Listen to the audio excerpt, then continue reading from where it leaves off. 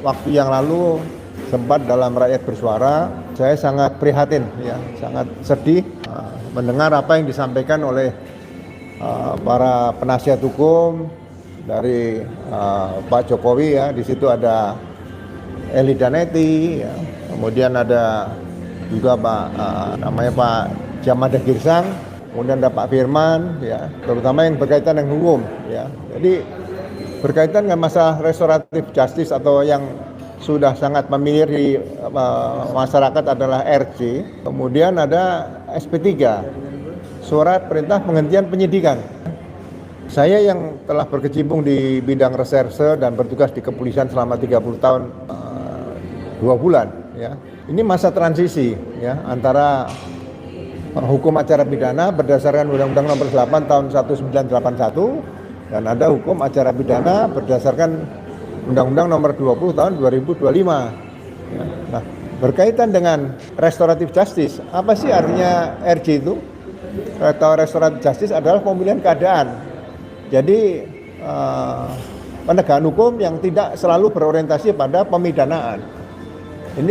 Ini mencoba mencari terobosan sehingga tidak semua perkara dalam peristiwa pidana itu dibawa maju ke pengadilan. Ini sudah diterbitkan sebelum ada hukum acara pidana yang baru tadi, nomor 20 tahun 2025, itu Kepolisian Republik Indonesia, ya, waktu dipimpin oleh Pak Listio Sigit ini, Jenderal Listio Sigit, telah menerbitkan peraturan kepolisian nomor 8 tahun 2021, yaitu penyidikan tidak pidana berkaitan dengan keadilan restoratif atau restoratif justice.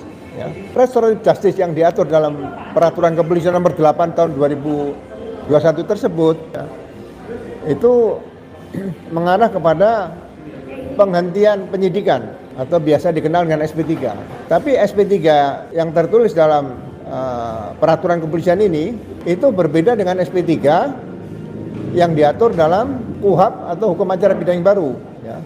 Kalau surat perintah penghentian penyidikan dalam KUHP yang lama yang digunakan untuk RJ menurut peraturan kepolisian nomor 8 tahun 2021, itu SP3-nya berdasarkan demi hukum, ya kan?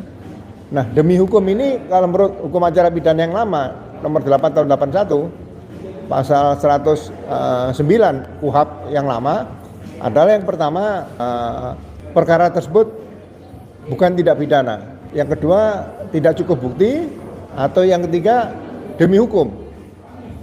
Nah, demi hukum ini ada tiga kriteria. Yang pertama adalah kedaluarsa, kemudian tersangka meninggal dunia, yang ketiga adalah nebis in idem, ya, peristiwa tersebut pernah mendapat keputusan hukum yang tetap, sudah, ya.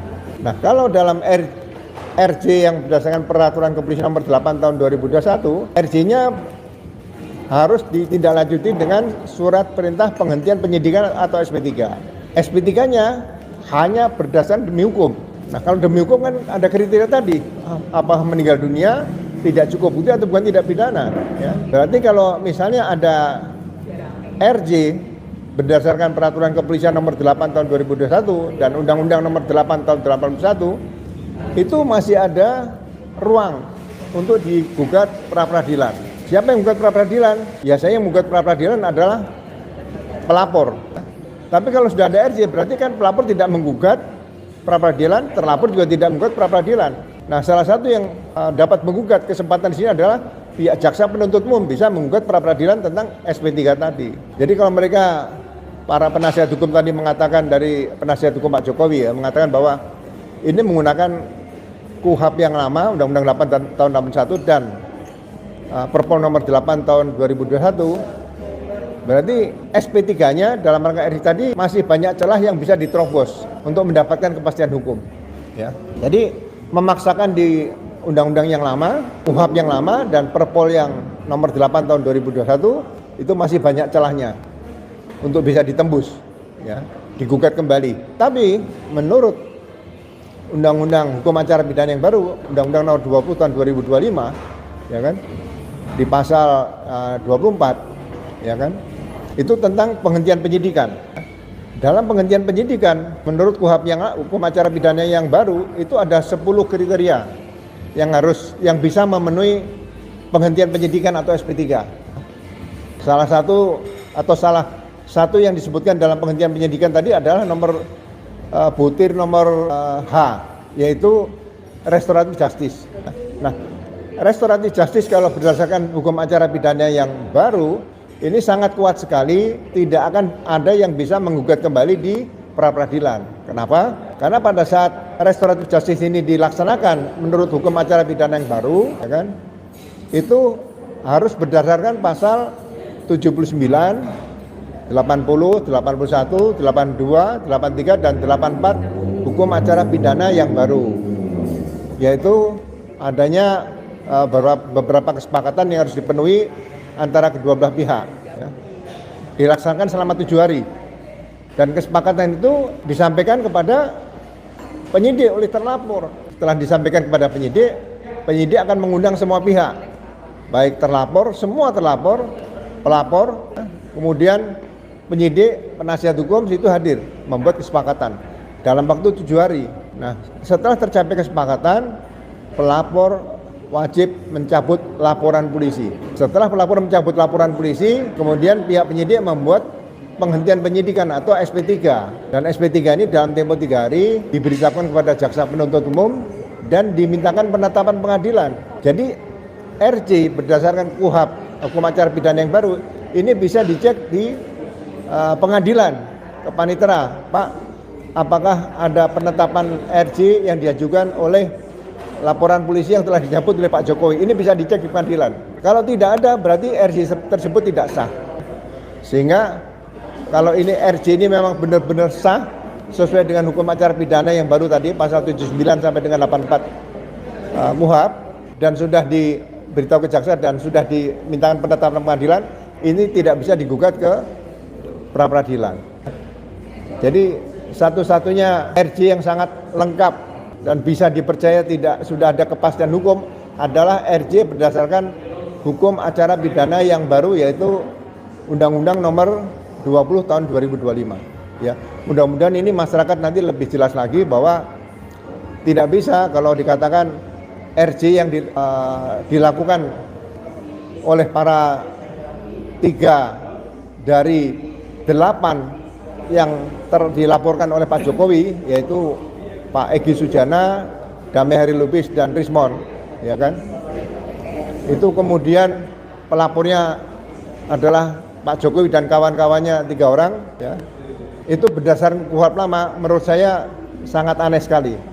Tapi kalau berdasarkan KUHP yang baru, nah ini ke depan tidak bisa digugat kembali. Karena apa? Semua laporan polisi sudah dicabut. Kalau hukum acara pidana yang lama, RC, berdasarkan peraturan kepolisian nomor 8 tahun 2021, itu laporan polisi tidak dicabut. Nah, ini perbedaan di situ.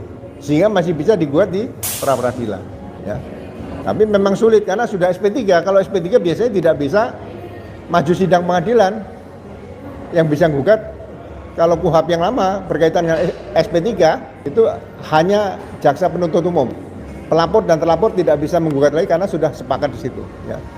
Ya, jadi ini hal-hal seperti ini jangan sampai yang sampaikan sama saudari Eli Daneti bahwa saya menyampaikan hal-hal yang tidak benar seperti itu. Saya selalu menyampaikan apa yang benar-benar secara eksplisit itu tertuang dalam undang-undang, dan saya tidak pernah menganalogikan seperti itu.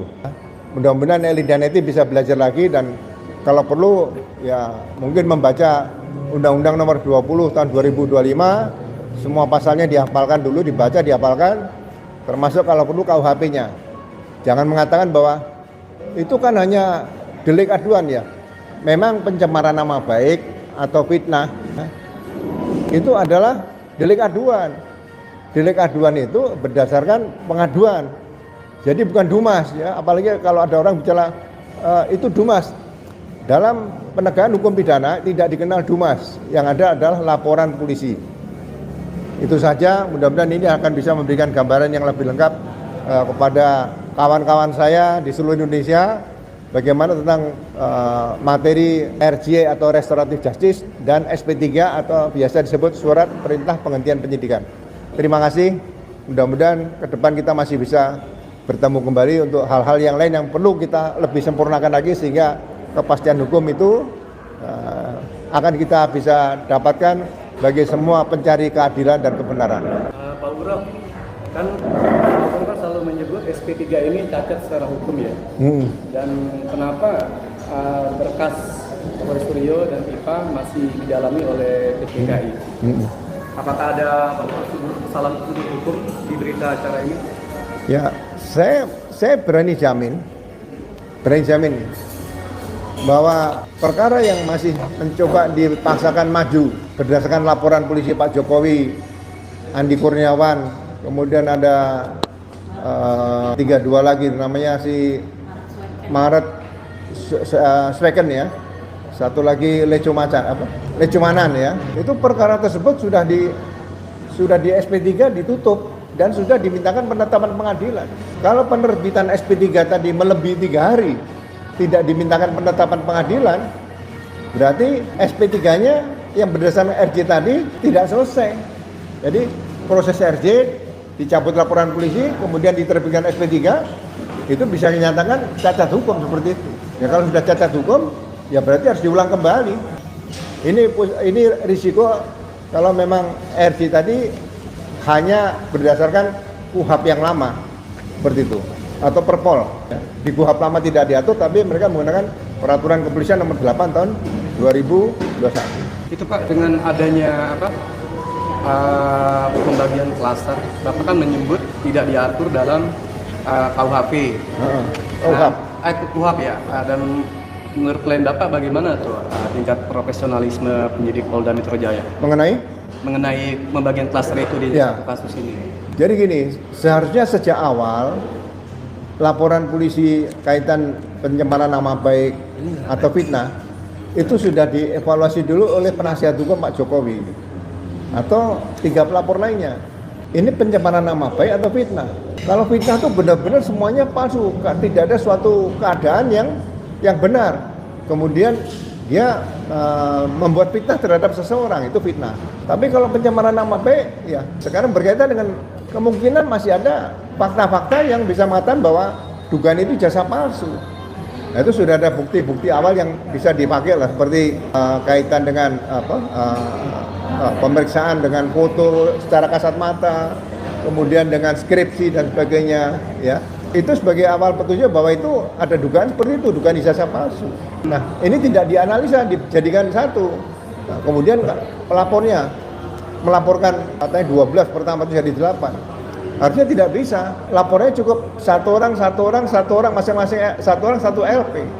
Kan tidak ada pencemaran nama baik yang dilakukan otaknya siapa. Kemudian yang melakukan siapa. Kemudian yang membantu melakukan siapa. Ya kan? Kemudian yang memberikan fasilitatornya siapa? Sangat sulit. Makanya saya berkesimpulan sementara dalam diri saya secara pribadi, ini yang mengarahkan pasal ini penasihat hukum dari Pak Jokowi sebelum laporan ke Polda Metro Jaya tadi.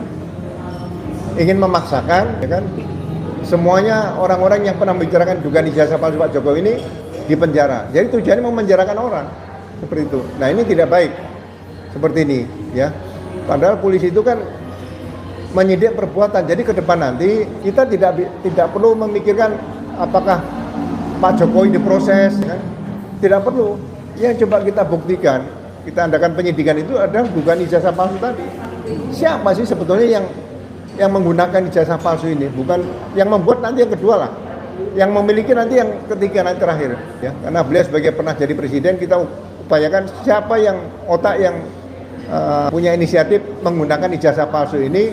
Yang pertama untuk menjadi wali kota Solo 2 kali, 2005-2010, kemudian menjadi gubernur DKI pada tahun 2012, dan dari calon presiden 2014 dan 2019. Ini otaknya siapa? Ini yang harusnya dibongkar yang menggunakan tadi, ya kan? Nah, kalau sudah terbukti, nanti terserah apakah akan maju ke pidana. Kalau terbukti pidananya, apakah nanti tetap akan maju ke pengadilan atau cukup dengan undang-undang kejaksaan, yaitu deponering oleh jaksa. Tapi terbukti dulu pidananya seperti itu. Ya. Ada pertanyaan lagi Bang ya? Soal apa hukuman masih berjalan apa ya tadi ya? Terus Pembiaran. Tadi satu ya, mengenai klaster itu tidak dikenal dalam hukum acara pidana dan hukum pidana nggak ada. nggak ada. Istilah klaster itu. Biasanya kalau satu peristiwa pidana dilakukan lebih dari satu orang, itu ada pasal namanya penyertaan di situ. Makanya di KUHP selalu ada buku ke-1. Buku ke-1 itu harusnya dibaca, dipelajari, tidak ada kata-kata klaster, tidak ada seperti itu. Apa Bang ya? Kemarin itu kalau berarti bisa dikatakan kasus polemik ijazah ini tersangkanya itu harusnya dihentikan dalam penyidikan ya Pak? Ya dari awal sebetulnya kalaupun akan maju ke sidang itu yang pasti ditanya ini pencemaran nama baik dalam rangka apa? Ya kan? Dugaan ijazah palsu. Jadi persoalan dugaan ijazah palsu ini ya saya berharap Polri bisa segera menyelesaikan dugaan ijazah palsu tadi ini. Jangan berpikir menahan orang dulu lah. Menahan orang, kemudian mencekal orang tidak keluar negeri dan sebagainya, nggak usah lah. Dugaan ijazah palsu saja. Karena ini penting ke depan nanti, jangan sampai terjadi lagi dalam setiap pemilu, pemilihan presiden, pemilihan kepala daerah atau pemilihan legislatif selalu terjadi hal-hal seperti ini lagi. Ya, ini sebagai kunci demokrasi yang sehat nanti ke depan bagi Indonesia lah. Dan korbannya udah cukup banyak kan, ada Bambang Tri, Gus Nur, mungkin penyidik yang tidak nurut arahan dari pihak Pak Jokowi juga banyak yang tidak naik pangkat, tidak dapat jabatan dan sebagainya. Ya kasihan mereka. Ya ini harus segera dihentikan ya. Kembali polisi sebagai alat negara, sebagai pelindung, pengayom, pelayan masyarakat, pemelihara Kamtimas dan penegak hukum yang benar-benar sesuai dengan amanat Undang-Undang Nomor 2 Tahun 2002 tentang Kepolisian Negara Republik Indonesia. Kalau seperti agak sedikit bergeser Pak, berarti ini kalau kemarin sempat ada isu reformasi Polri, kira-kira memang animo masyarakat juga bisa dikatakan relevan lah dalam artian sejalan dengan seolah-olah penegakan hukum ini memang perlu direformasi gitu Polri.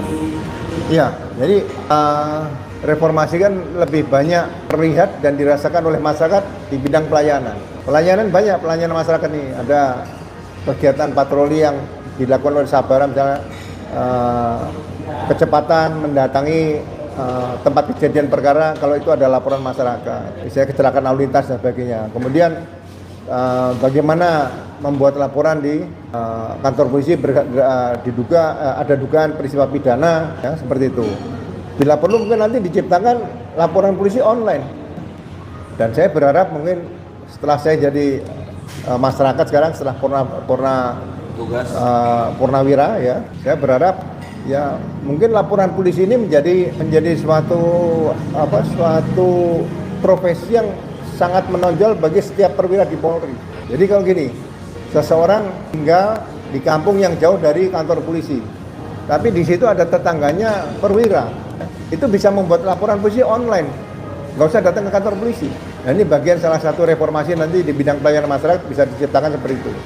Kemudian di bidang penegakan hukum, ya mungkin harus dipelajari kembali bagaimana kalau dalam satu peristiwa itu ada dugaan tentang tindak pidana umum dan tindak pidana khusus. Apakah bisa digabung ya seperti kasus yang pelaporan Pak Jokowi dan kawan-kawan ini. Kan itu ada KUHP tindak pidana umumnya, pencemaran nama baik dan fitnah. Ada undang-undang ITE. Nah, seharusnya menangani siapa nih? Harusnya kan sesuai dengan KUHP yang lama pasal 63 itu tadi ya harusnya ditangani dalam tindak pidana khususnya, bukan tindak pidana umumnya seperti itu. Pak, ada apa sih berapa teman juga ya seperjuangan yang dia paham gitu lah ya. Jadi untuk penerapan pasal undang-undang ITE itu tidak bisa disidik melalui reskrimum, artinya melalui cyber. Ya. Gimana menurut Bapak? Nah, sekarang undang-undang ITE sebenarnya untuk apa? Ya. Kalau hanya berkaitan dengan penyebaran melalui media online, ya itu kan sangat mudah kalau memang itu harus dipenyidikan lah. Tidak orang diduga melakukan pelanggaran undang-undang ITE, tinggalnya misalnya di daerah NTB, kemudian dilaporkan di Barreskrim, nggak perlu. Saya selalu mengingatkan bahwa pasal 3 Undang-Undang Kepolisian Nomor 2 Tahun 2000, fungsi pemerintah di bidang kepolisian itu diemban oleh Kepolisian Negara Republik Indonesia yang dibantu oleh pertama Kepolisian Khusus, yang kedua penyidik pejabat pegawai negeri sipil PPNS, yang ketiga Pam Swakarsa. Nah ini amanat undang-undang ini harus dilaksanakan. Jadi dalam penyidikan kaitan undang-undang ITE ya, yang masih sifatnya ringan, cukup diserahkan PPNS Komdigi saja. Jadi Polri nanti penyidikan kaitan undang-undang ITE tadi misalnya pembobolan bank, ya, kemudian mengganggu perekonomian negara, itu tugasnya polisi yang cukup berat di situ. Jadi harus dibedakan. Kalau yang kecil-kecil ringan ya mungkin ada PPNS Komdigi yang di kabupaten atau kota Madia kan bisa menyidik seperti itu. Kan memang kita sangat bukan takut ya dengan pasal undang-undang ITE gitu, karena kan kita penikmat sosial media lah ya. Dari ada TikTok dan kadang-kadang kan ada kalimat-kalimat mengolok-olok, padahal itu candaan gitu Bapak, candaan ya. Saya kasih gambaran itu. Nah, saya mau tahu batasannya sampai mana sih pasal undang-undang ITE itu bisa diterapkan? Ya kalau pasal-pasal ITE yang mungkin ada berkaitan dengan kehidupan sehari-hari, cukup dengan RJ saja. Tapi penyidiknya cukup PPNS. Minta petunjuk Polri kan, di situ. Dilaksanakan situ ada konflik, kemudian saling mengatakan yang tidak bagus, ya kan? Ada di daerah misalnya Blora gitu aja. Ya. Kenapa Blora? Ya kan banyak jenderal dari Blora juga sekarang itu. Ya. Nah itu diselesaikan di situ. Dipanggil dua-duanya, cukup dengan RJ. Polisi kan ada Bimas. Kalau kita baca peraturan kepolisian nomor 8 tahun 2021, itu di situ fungsi Bimas juga ada menyelesaikan. Dia harus dilaporkan kasusnya diangkat gitu. Ya nggak perlu sampai menghambur-hamburkan biaya sampai nahan dan sebagainya. Yang kasus ijazah ini yang sekarang. Ya kalau dugaan ijazah palsu ini kan karena digunakan beliau sebagai kepala negara. Jadi itu bisa orang bisa melaporkan tentang dugaan ijazah palsu. Tapi kalau ijazah palsu ini tidak digunakan, ya nggak ada masalah. Seseorang punya ijazah palsu hanya disimpan di rumah, nggak ada masalah. Gitu loh. Tapi kalau digunakan, itu KUHP yang lama, pasal 263 ayat 2-nya kena dia. Kalau ini, ya. Gitu sementara ya Pak, di tengah polemik ini kan bukan hanya kalau yang tersangka ikut berkomentar itu tentunya pantas ya. Kalau penegak hukum ikut berkomentar itu pantas. Atau advokat juga berkomentar pantas. Tetapi ini dalam polemik Pak Ijazah ini, Pak Roy dan Bu Tifa yang ikut berkomentar, bahkan buzzer-buzzer Jokowi juga ikut berkomentar seolah lebih paham soal hukum. Ini gimana sih Pak? Apa itu nanti akan berpengaruh dengan arah penyidikan atau berpengaruh dengan untuk membentuk opini publiknya, menimbulkan ya itu seperti apa Pak? Ya anggota Polri kan sekolah, gitu. berarti punya ilmu ya kan. Ngerinya kayak gitu. Saya juga suka mendengar beberapa yang mengatakan, udah nanti ditunggu aja pengadilan. Di pengadilan ini mau makan soto apa Pak? Ini kan yang tahu penyidikan kan penyidik Polri, ada jaksa, hakim. Tapi kalau Basar tahu nih nggak pernah jadi polisi, nggak pernah jadi jaksa, nggak pernah jadi hakim. Udah pokoknya nanti Pak Roy tunggu aja di pengadilan. Kalau di pengadilan ada soto, ada es krim kan saya mau diajak ke pengadilan juga kan gitu. Dan di pengadilan mau apa? Berkas perkaranya ini dari awal secara kasat mata. Kalau sudah RJ itu berarti keadaan sudah dipulihkan dan tidak berorientasi kepada pemidanaan. Ini sudah selesai. Kenapa hanya seperti itu ya? Dibikin berlarut-larut, ya kan? Makanya saya katakan ya jangan sampai buzzer ini, ya kan? Ikut-ikut nimbrung supaya seseorang itu bisa ditahan, ya kan?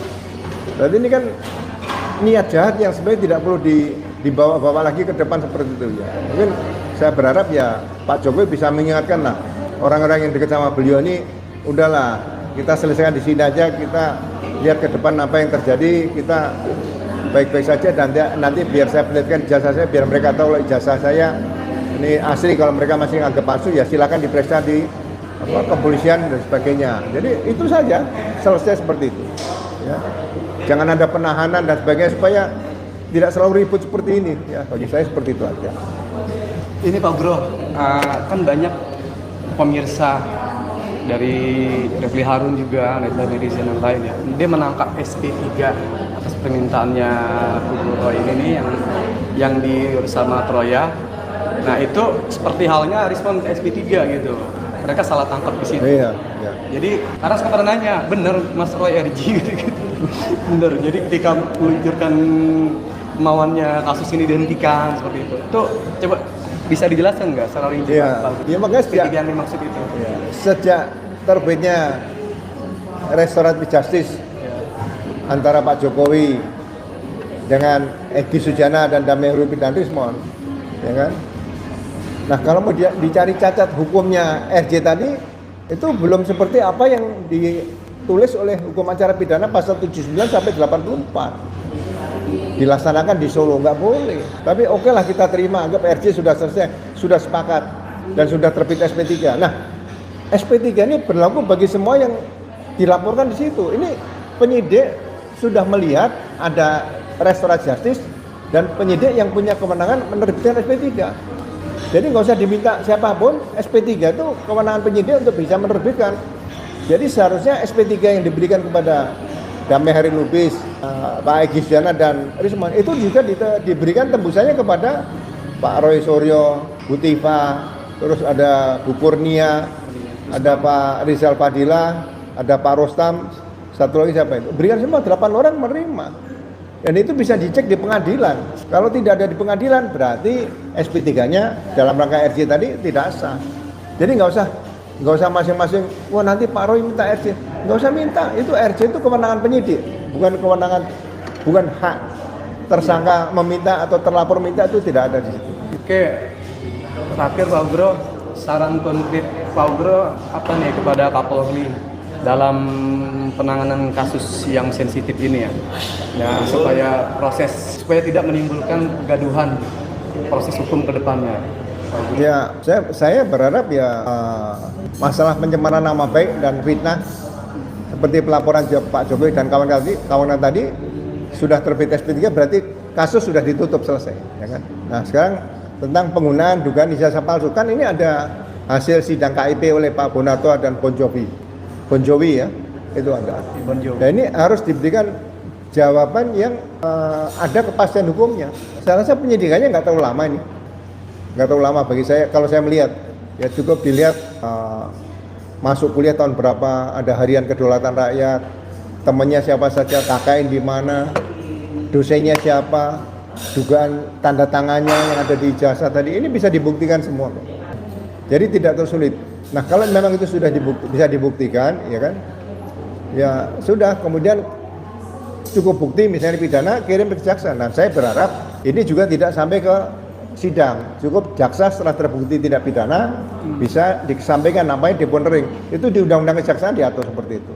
Ya. Jadi intinya sebaiknya kasus ini maju ke persidangan atau memang dihentikan saja Pak penyidikannya, atau diulang lagi, dimulai SPDP, dimulai laporan baru, misalkan tempo hari kan ada usulan seperti itu, jadi mundurnya jauh banget. Justru ini harusnya diulang lagi gitu, seperti Jokowi melaporkan kembali Ya, tersangka ini Pak. kalau itu bisa terjadi hal seperti yang dikatakan tadi, penyidikan ulang dan sebagainya, berarti ini juga akan menyalahi pasal 81 hukum acara pidana yang baru. Berarti RJ itu dijadikan alat intimidasi, itu nggak boleh dilakukan. Merendahkan martabat orang lain itu juga merendahkan hak asasi manusia, tidak. RJ itu memberikan derajat di depan hukum semuanya sama, atau equality before the law, seperti itu. Itu harus dijaga, ya. Dan sampai misalnya, oh ini sudah 3, nanti yang 5 dibuat LP baru, dibuat SPDP baru. Itu berarti pemerintah dengan DPR gagal melahirkan Undang-Undang Nomor 20 tahun 2025 berkaitan dengan hukum acara pidana. Ya. Kasihan nanti produk hukum acara pidana yang baru ini akhirnya juga menimbulkan korban-korban seperti itu dan akan digunakan dalam penegakan hukum ke depan nanti di seluruh Indonesia. Ini yang bahaya seperti itu. Jadi sebaiknya lanjut persidangan atau dihentikan Pak layaknya seperti apa? Pencemaran nama baik dan fitnah yang dituduhkan kepada 8 tersangka itu berdasarkan restoratif justice itu sudah diterbitkan surat perintah penghentian penyidikan, berarti kasus itu sudah ditutup, sudah selesai, tidak bisa diproses kembali.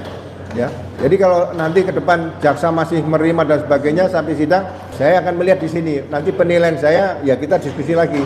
Kita lebih tajam lagi. Oh, ternyata negara Indonesia adalah bukan negara hukum seperti itu. Ya.